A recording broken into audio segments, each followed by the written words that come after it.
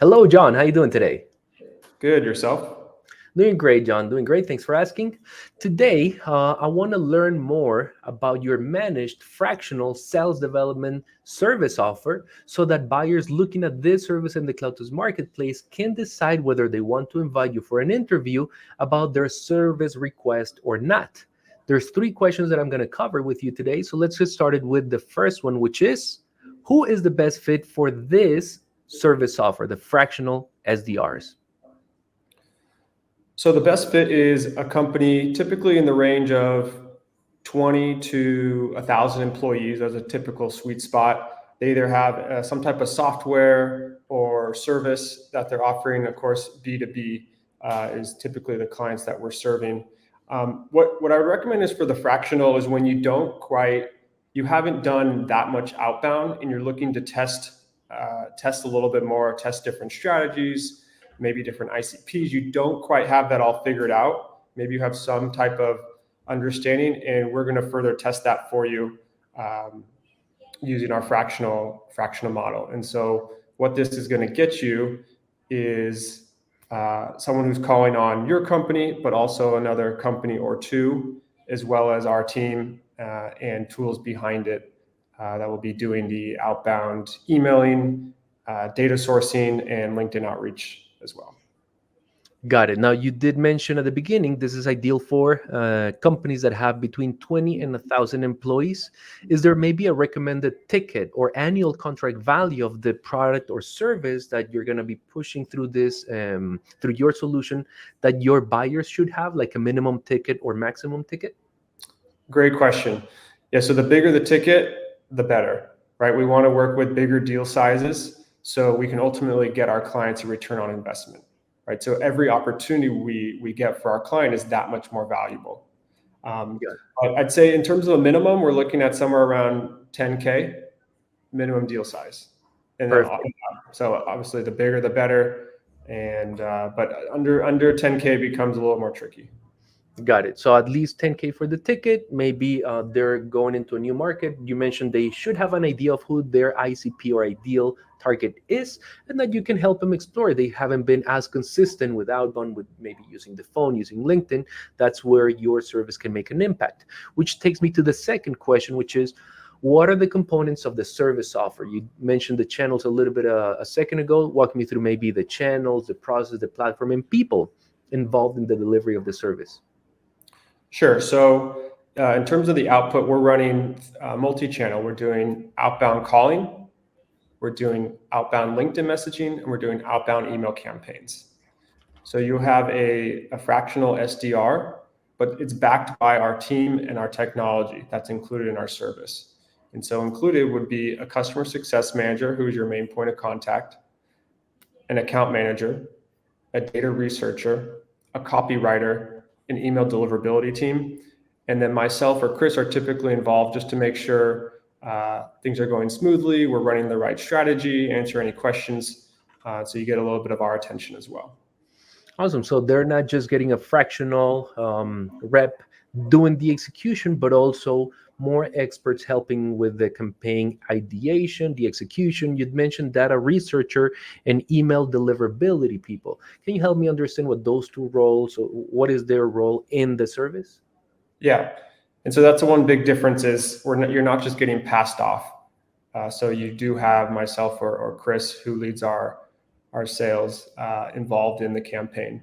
To break down the responsibilities, the customer success manager is the person navigating the ship. They're your main point of contact, the person that has the check-in calls, the ones that communicating with you on a daily basis. The account manager is basically working with the data researcher on our team to understand the data, make sure we're finding the right data, validating the right information. Also, we can upload those and use them for the campaigns.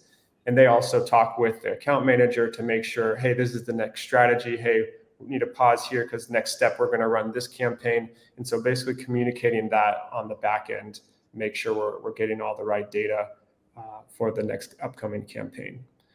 And then the copywriter, self-explanatory, they're writing the campaign messaging ultimately working with the client to make sure it's in line with their expectations, and they ultimately need to sign off on that. Email Perfect. deliverability team, they're working on making sure the emails are landing in the primary inbox, setting up the email records, the domains, all that stuff on the back end that no one wants to do. Now, in Uh, this service, just to confirm something here, John, when it comes to email, do you just get an email account from the clients that hire you, or do you create, since you mentioned domains, etc., do you create parallel domains so you can increase the volume of emails that you send through this service? Yeah, good question. So you never want to do any cold outreach from your primary domain. So as a standard practice for us, we buy a handful of domains that are publicly available. It's included in our service. We purchase them. If the client wants to approve what they look like, that's fine, but they're all very similar to the client's domain. We purchase those. We get the email records set up. We get the emails all set up. The inbox is set up on the domains, and we start a warm-up process. If the client wants to have access to those or be the owner of those after the partnership is over, that's fine. We transfer those to the client. Got it. Okay, that's very complete. So let's go with the last question then. You've mentioned some of the components of the service. Let's talk about what a client could expect if they were to hire you. What would they receive over the first 120 days?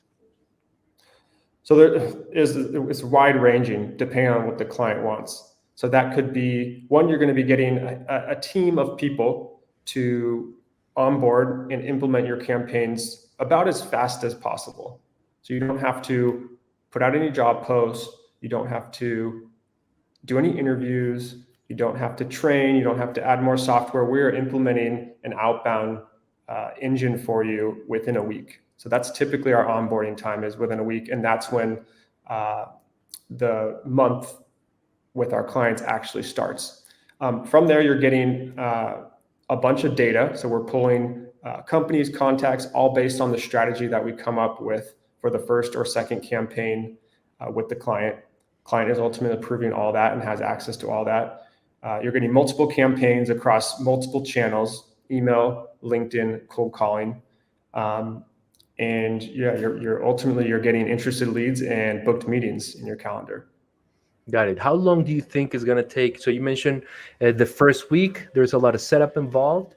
How long from the moment a customer decides to hire you and pays for that first month of service, how long until you go live? And then once you go live, on average, how long does it take for a buyer to start seeing some results, some meetings appearing in the calendar? Mm-hmm. So from onboarding to launch is typically about a week. There's some back and forth there, but ultimately the month doesn't start with our client until we actually launch.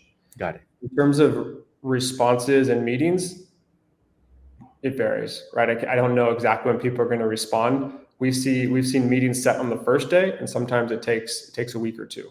But definitely should start seeing some interested leads and some responses within the first week. Perfect. So there you have it.